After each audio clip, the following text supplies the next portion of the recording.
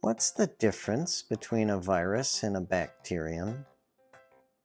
How do viruses hurt people? Why are viruses so hard to kill? And finally, what is a virus?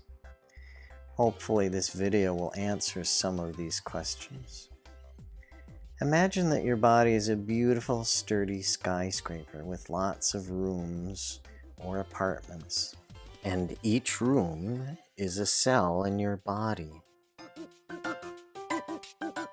If that were the case, then a virus is a terrible, soulless monster that has a sneaky way of entering those rooms and destroying them.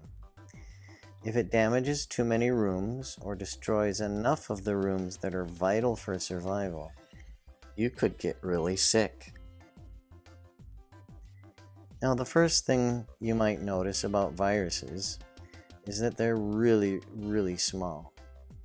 They're much smaller than bacteria.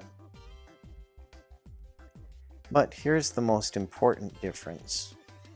Bacteria have a lot of things going on inside them. Bacteria are cells, like the cells in your body. They make things like proteins, fats, carbohydrates, DNA.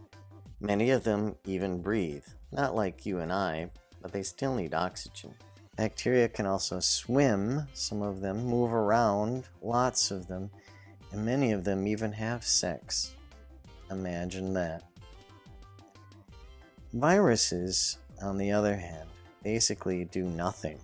You might say, the lights are on but nobody's home, but that's not really true. They aren't completely empty, we'll talk about that in a minute. But there is nothing happening inside, no activity going on at all.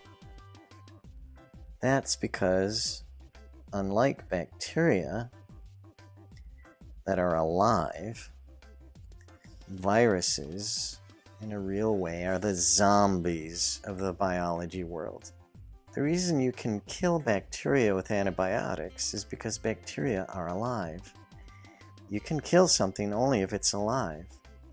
You can't kill a virus because it's already dead, or more accurately, it's not alive.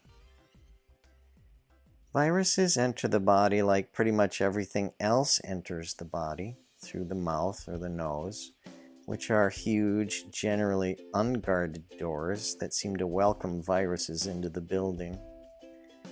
They usually set up shop here, which is why the first symptoms of a virus infection are usually a stuffy nose or a sore throat.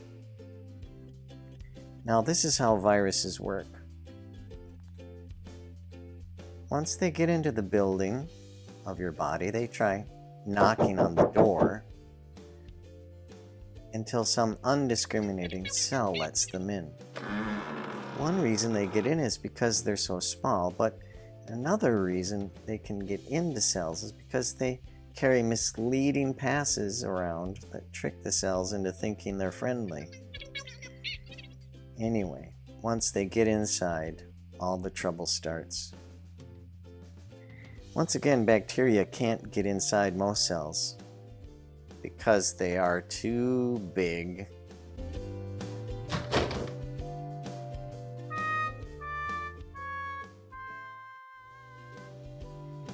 Now I want to introduce you to Mr. Enzyme. I'm sure you've heard of enzymes. If not, let me tell you, they're the busiest busy workers inside cells. The reason cells are so productive is because enzymes are such busy workers, and they make everything else inside the cell hum. Now, this is how viruses do their dirty deeds. The first thing viruses do when they enter a cell is to give enzymes an envelope addressed to the enzymes. Now, this is a really pretty great analogy because in a real way, viruses are nothing more than envelopes with DNA or RNA inside. Now, I'm sure you've heard of DNA or RNA before. They are the instructions inside the cells, and they tell cells what to do. Once the enzymes read the instructions, or the DNA or RNA that come out of the viruses, the enzymes do what they're told. And what are they told to do? They're told to make millions and millions of virus babies. Hijacked cells like these no longer produce good things for the body. Instead, they use up all their energy and materials, overworking the cell's inner machinery so that the cells kind of explode. They don't really explode, though. That would be pretty exciting.